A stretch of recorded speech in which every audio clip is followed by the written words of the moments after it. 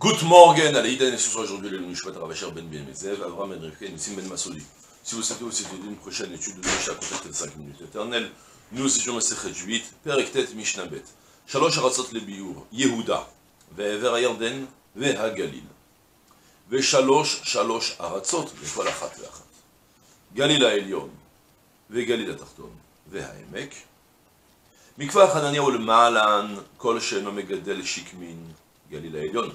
מכפר חנניה ולמטן, כל שהוא מגדל שיקמין, גליל התחתון, ותחום טבריה, העמק, וביהודה, ההר והשפלה והעמק, ושפלת לוד כשפלת הדרום, וההר שלה כהר המלך, מבית חורון ועד הים, מדינה אחת.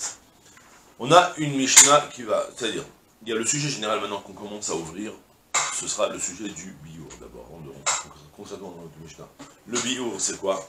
La Torah, elle nous a dit que l'année de la Shemitah, ce sera pour toi pour manger. Pour toi, et pour toi et pour les animaux sauvages qui traînent dans les champs, qui aient de quoi manger. De là, on apprend une juxtaposition entre toi qui manges des fruits et les animaux des champs qui mangent des fruits. Tu as le droit de manger des fruits chez toi à la maison que lorsqu'il y a de quoi manger dans les champs. S'il n'y a plus de quoi manger dans les champs, tu n'as plus le droit de manger chez toi à la maison. Soit, on explique, le devoir de faire le bio. On expliquera ensuite c'est quoi le bio, il y aura une Mishnah spécifique. Comment faire, quoi, qu'est-ce que ça implique. Mais le principe général, il est comme ça. La Torah me dit, écoute-moi, tu veux cueillir des figues, cueille des figues, c'est l'année de la Shemitah. Tu cueilles les figues chez toi, tu veux les faire sécher, tu peux. Tu veux faire un pain de figues, tu peux aussi, des simcha, des kef, vas-y. Mais fais attention à une chose, garde un œil dans le champ, dans les champs. Si jamais il n'y a plus de figues sur les arbres, parce que la saison s'est terminée, il n'y a plus de quoi manger de figues, tu n'as plus le droit d'avoir encore des figues de Shemitah chez toi. Tu devras faire le biour. Au sens simple du terme biour, c'est comme le biour chametz, les détruire. Mais pas les détruire dans le sens qu'il faut les brûler, mais plutôt dans le sens qu'il faut en finir avec. Qu'il ne reste plus rien chez toi. Soit, concrètement, il te restait maintenant 4 pains de figues que tu as fait avec tes figues. L'année des figues, la période des figues, elle arrive à sa fin. Il n'y a plus de figues dans les champs. Tu sors tous tes pains, tu les amènes à la synagogue. Chacun arrive à faire un petit prière, il mange une tranche, et dans les prochaines 24 heures, tu as fini toutes tes figues. D'accord? Au sens simple, c'est ça le biour. On apprendra que concrètement, comme c'est fréquent dans plein de sujets de la Torah, on a la possibilité de tirer bien fort sur la ficelle sans la craquer. On pourra ensuite, selon certains avis, pour la halakha, c'est comme ça c'est sûr, que tu les prends, tu les amènes dehors, tu dis je les rends FKR, tout celui qui veut vient les prendre, et puis une fois que c'est par terre, tu as le droit de les reprendre et tous les rentrer chez toi. C'est une technique, c'est pas admis de tout le monde, alors mais le problème mais concrètement, on a l'usage aujourd'hui, pendant l'année de la Shemitah, de procéder ainsi, même s'il y a des rabbanim sfaradim qui discutent sur ça, parce que pour les sfaradim, il faut en théorie partir selon le Rambam, et selon le Rambam, pour faire le bio, il faut en terminer dans les 24 heures. Comme ça, il rapporte le Or Letzion dans son shoot Rabben Tzadok Shaul. Mais, concrètement, l'usage le plus répandu est de faire comme on a dit, on les prend, on les amène dehors, on dit je les rends FKR, ça y est, et je les récupère. Ça, c'est l'introduction générale pour le bio. On aura plusieurs Mishnayot sur le bio, comment procéder, quand. Ce qu'on s'intéresse pour le moment, c'est sur une question très fondamentale. Je t'ai dit quand il n'y en a plus dans les champs, tu n'as plus le droit d'en avoir chez toi. C'est quoi exactement qu'il n'y en a plus dans les champs? Les champs de qui? Les champs de moi. J'habite spécifiquement dans un petit secteur, là, dans mon quartier, dans mon village, dans ma ville, dans ma région, dans ma terre d'Israël en général. C'est quoi quand il n'y en a plus dans les champs? Je ne dois plus en avoir chez toi. Question fondamentale. Par exemple, nous, on habite, on est des gens du Nord, et puis, c'est vrai que dans le Nord, il n'y a plus telle espèce dans les champs, mais il reste encore des espèces dans les champs de Be'er-Sheva. Nous, on habite à Tveria, et puis, il y a des champs à Be'er-Sheva. Ce que ça s'appelle qu'il n'y a plus de fruits dans les champs? Si oui, sinon, comment est-ce qu'on décide? Une généralité, on a, c'est les fruits, les animaux de ton secteur, jusqu'où ils peuvent se nourrir. D'accord? C'est une généralité assez vaste.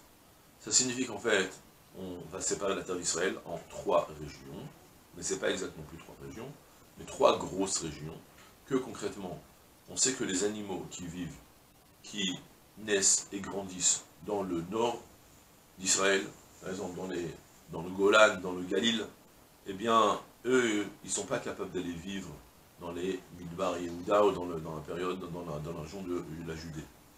Ils ne sont pas capables, ils ne sont pas faits pour, ils ne sont pas adaptés pour, ils ne vont pas vivre là-bas. Mais par contre, ils vont pouvoir vivre dans toute la partie du nord, que ce soit les montagnes du nord, ou que ce soit la partie plus plaine du nord, ça existe encore, le Galil Tarton, en l'occurrence autour de Beth Shean, Afula, ou bien même encore dans la partie même le Grand Canyon qu'il y a dans le Tveria. Vous savez, quand on arrive à Tveria, ça descend sur toute la région, la faille du Jourdain, Tafles, concrètement. Oui, ça descend en profondeur sur c'est aussi, et bien tout ça, figurez-vous que les animaux qui vivent dans le Galil, ils sont capables d'aller vivre aussi à Tveria.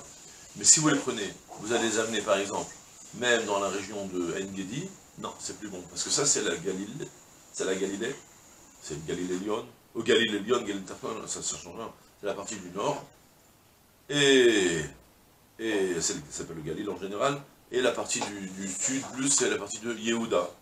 Et les animaux qui vivent aussi à Yehuda, figurez-vous, que si vous allez plus les prendre dans la partie maintenant ouest d'Israël, qui commence à être toute la partie littorale, où il y a le Tel Aviv, Netanya, tout le Sharon, ça commence depuis Modine, on va voir même Loud, ça va être évoqué le soir, toute la partie maintenant. Toute cette partie-là, même Haïfa, je pense que c'est, je sais pas très, non, je pense que ça appartient au Galil. Je sais pas jusqu'où ça va, peut-être Athlite. Et toute la partie qui sont jusqu'à Ashdod, les animaux qui vivent là-bas, ils sont pas capables d'aller vivre là-bas, ils sont pas adaptés pour. Ils vont repartir naturellement dans leur lieu naturel. Mais rester à l'intérieur, dans cette même région, les 3 régions, ils sont capables de le faire. C'est pas exact, comme je le dis, on verra ensuite dans le fil de la Mishnah. Vous avez compris la généralité de la Mishnah? Donc en fait, la Mishnah, elle va me dire, sache qu'il y a 3 terres pour le biour, 3 terres différentes. Que si moi j'habite, alors on va prendre un cas maintenant, moi j'habite à Akko, et les figues d'Akko, on les a toutes terminées. Mais il reste quand même des figues, où ça? Il reste des figues, prenez qu'il reste des figues à Tveria. Vous savez, Akko Tveria, vous avez quand même un petit au moins, je suppose qu'il doit y avoir 80-100 km au moins. Ou Haïfa, ouais, non, Akko c'est encore plus haut. Akko c'est Saint-Jean d'Acre. D'accord, il y a une grande distance. Malgré tout, il n'y a plus rien il n'y a plus de figues dans la région. Les animaux qui vivent ici, ils pourraient en théorie migrer et aller vivre à Tveria, ou aller vivre à Afula ou Beth Shean, ou dans la partie plus Galil Tarton. Ils n'ont pas de problème, ils sont adaptés pour. Même tant qu'il reste des figues à Beth Shean, on a le droit de manger des figues à Akko. Mais par contre, je ne peux pas plus manger des figues à Akko, parce qu'il y a des figues à Yerushalayim. Parce que Yerushalayim, c'est la terre de Judée, Yehuda. D'accord, vous avez compris l'idée? Ça, c'est la généralité de la Mishnah. Maintenant, la Mishnah, elle va entrer dans plus de détails, en disant qu'en réalité, si tu fais attention, ne te trompe pas, la Mishnah, elle va me dire, tu sais, chaque terre, elle est séparée concrètement en 3 terres différentes. Mais même lorsqu'elles sont séparées en 3 terres différentes, les 3 terres différentes, elles ont le même statut. En fait, la Mishnah, elle vient me dire, tu sais, ne te trompe pas. Ne crois pas que les hauts plateaux du Golan, ou les montagnes très vertes de la Galilée, ou bien la partie de Tveria qui est très profonde, en apparence, c'est 3 types de terres différentes. 3 terres différentes, comme ça tu pourrais croire. Eh ben non, même s'il y a 3 terres, ça s'appelle une même terre. Parce que, comme on a expliqué, les animaux qui vivent dans l'un sont capables de vivre dans l'autre. Ça, c'est la généralité de la Mishnah. Et après, on va entrer, bien sûr, dans les détails pour que tu apprennes à distinguer ces 3 terres. Que tu les voies. Mais malgré tout, les 3 terres à l'intérieur d'une même terre, c'est-à-dire les 3 départements à l'intérieur des 3 régions, ça s'appelle encore une même région. D'accord? Alors, on fait ça dans les mots maintenant. Shalosh haratzot le biur.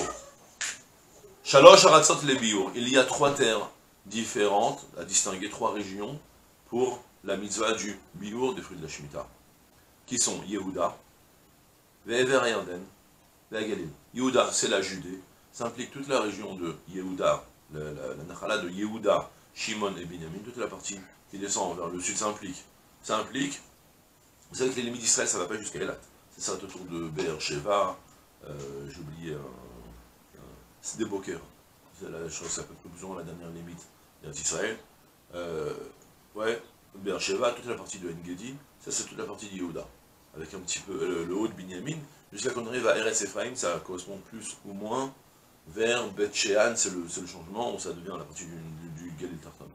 Donc, on a Yehuda, vers à Yarden et à Galil. Alors, Yehuda, c'est la partie, comme on a dit, la partie, si vous prenez la terre d'Israël, alors je prends la terre d'Israël, je prends face à moi, j'ai ici la mer, j'ai ici la terre d'Israël, c'est la grande bande qui monte un petit peu plus haut et qui s'étend un peu plus vers le Golan, et la partie sud. Alors, il y a Yehuda, c'est la partie sud-est, qui sont jusqu'à Beersheba, et ça c'est Yehuda. Et vers Yarden, alors attention, l'autre côté du Jourdain, mais c'est pas l'autre côté du Jourdain à l'est, comme ça le partenaire explique, c'est l'autre côté du Jourdain à l'ouest, la partie littorale. Et le Galil, c'est la partie de la Galilée, toute la partie du nord, qui est beaucoup plus verte, montagneuse en général. Shalosh arasot le kolachat. Et attention, on distingue qu'il y a trois terres pour chacune des terres. C'est-à-dire, il y a trois, on va dire, départements, on va séparer ça, pour les trois régions différentes. C'est-à-dire, bien que tu vas voir qu'il y a apparemment trois types de terres, de régions différentes, en apparence, lorsque tu vas dans le nord, ouais, promenez-vous, prenez votre voiture, allez vous promener dans le nord d'Israël, vous allez voir, vous allez dans la Galil et Lyon, tout est vert, tout est très beau. D'un coup, vous allez vous approcher de Deria, d'un coup, tout devient beaucoup plus sec et désertique, on va dire, aride, ça devient la partie, on se rapproche plus du Golan, et après, vous allez descendre vers Deria, vous allez voir la plaine, ça devient beaucoup plus chaud. C'est plus que la plaine, c'est le cratère. C'est l'endroit de la scission, enfin, entre la plaque asiatique et la plaque asiatique africaine. C'est pour ça que ça fait tout ce cratère comme ça, avec tout le... Là-bas, il y a plein de chutes d'eau et tout ça. C'est toute cette région-là. En tout cas, on a maintenant... Donc,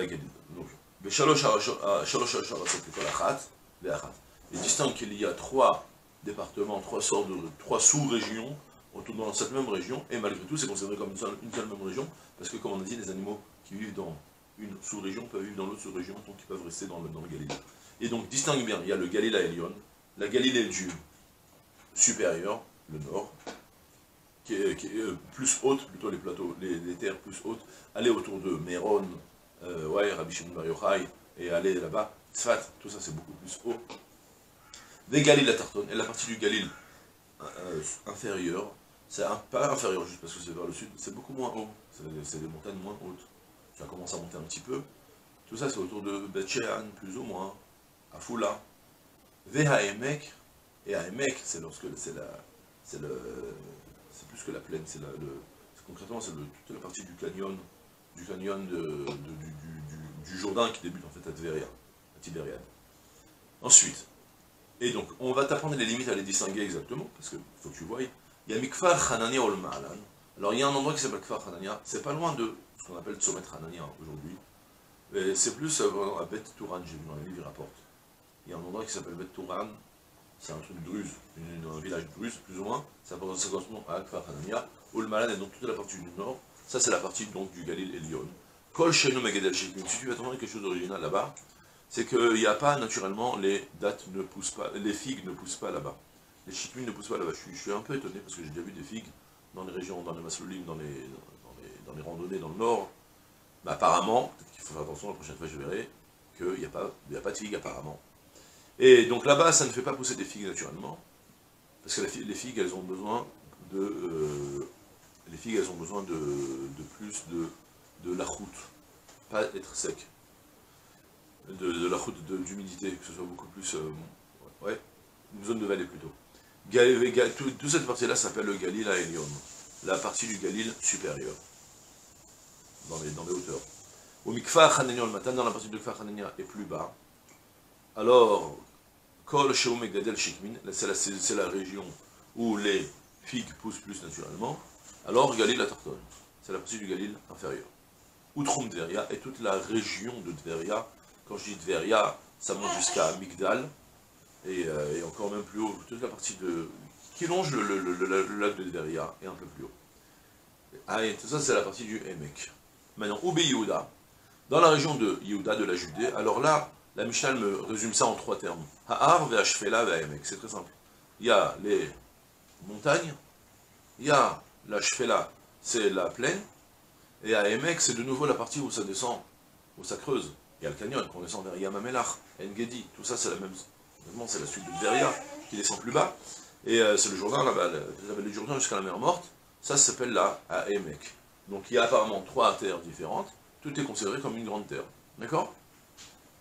De toute façon, Jérusalem est une zone montagneuse.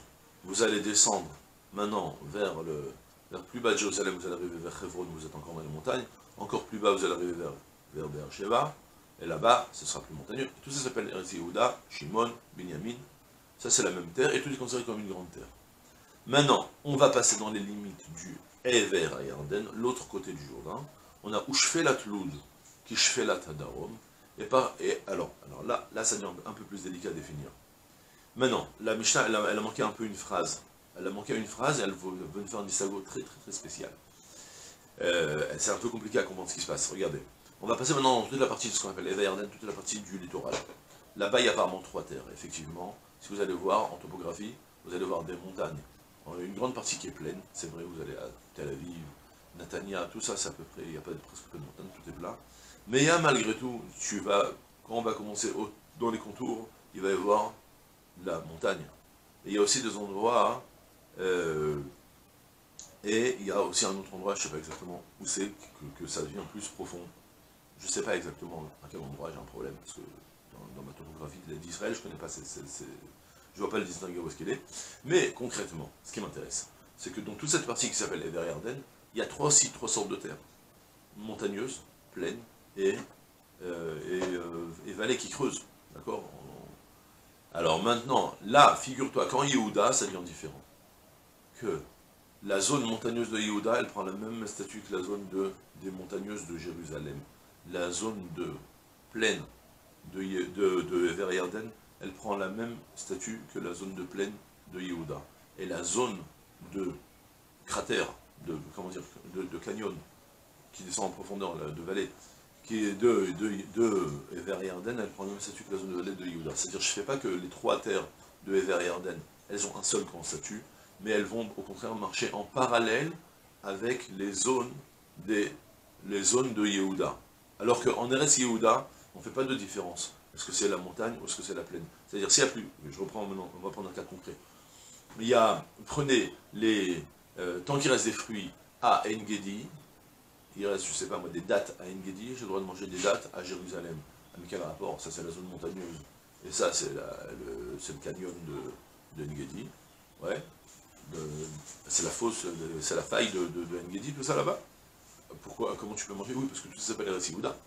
Maintenant, vous allez passer dans la zone qui s'appelle Ever Yarden. Alors là, la plaine correspond à la plaine. Ça veut dire que tu manges des fruits à Tel Aviv, des figues à Tel Aviv, tant qu'il reste des fruits à Beersheba. Ah, ça c'est Yehuda, et ça c'est Ever Yarden. Oui, parce que Ever Yarden, ça fonctionne. La plaine de Ever Yarden fonctionne avec la plaine de Yehuda. Maintenant, tu vas prendre les montagnes de Ever Yarden. Tu pourras manger là-bas des fruits que quand il restera encore des fruits dans les montagnes de Ever Yarden, que tant qu'il restera des fruits à Yerushalayim même. Au Yerushalayim, au Hebron, toute la partie montagneuse de Yehuda. Parce que pour la partie de Ever Yarden, je distingue les 3 terres, les 3 sortes de départements, de sous-régions, et je regarde en parallèle dans les Yehuda. D'accord? Vous avez compris l'idée? On fait ça dans les mots. Où je fais la Tloud, qui je fais la Tadrom, la plaine de Loud. En fait, je suppose qu'à peu près lorsqu'on dépasse Modine, tout commence à devenir plat. Ouais, on est encore dans les montagnes de Modine. On voit ça très clairement quand on descend de Yerushalayim par vers Tel Aviv. D'un coup, tout devient plat. Alors, je fais la Tloud, toute la plaine de Loud. Alors, c'est comme la Shfelat Hadarom, c'est comme la plaine du sud. Veha'ar Shela, par contre, les montagnes qui sont autour de Loud. Alors, je ne sais pas, est-ce qu'on parle des Beth Shemesh, c'est encore Yehuda. Est-ce qu'on parle des montagnes de Maccabim là-bas, de Modine, ou c'est encore Yehuda, je ne sais pas comment définir. Mais en tout cas, les montagnes de là-bas, c'est Kehar HaMelech, c'est comme Har HaMelech, les montagnes de Har HaMelech, les montagnes du roi, c'est les montagnes de la région de Yerushalayim. Et au Bet Horon, de Adayam, Medina Achat. Et de Bet Horon. Bet Horon, c'est sûr que c'est pas le Bet Horon d'aujourd'hui. Bet Horon d'aujourd'hui, c'est à 10 minutes de Yerushalayim, c'est sûr que c'est pas ça. Et de Bet Horon jusqu'à la mer, ça s'appelle tout ça une région, une 3e région distincte. D'accord? Et voilà, c'est tout pour aujourd'hui. Je vous souhaite une journée pleine de Hatzlacha, Kol Tuv Sela.